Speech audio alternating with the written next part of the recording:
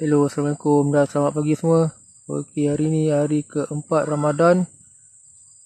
Jam menunjukkan pukul 11 pagi. Aku dah settlekan semua, dah bawa lembu ke tempat yang ada rumput. Kita bagi dia makan rumput yang ada dekat persekitaran kawasan kita ni. Dia akan makan pucuk-pucuk kayu, daun-daun. Kita tambat dekat situ. Okey. Nanti petang apabila dah sampai masanya, dalam lebih kurang pukul 5 tu, kita ambil lembu ni, kita bawa balik ke tempat makan dia kat kandang.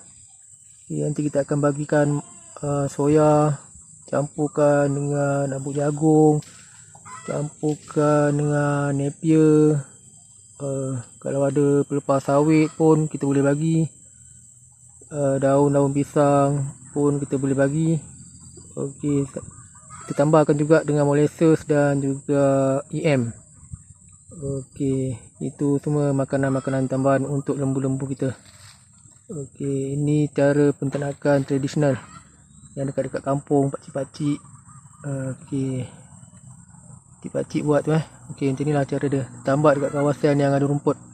Okey, ini keadaan tradisional.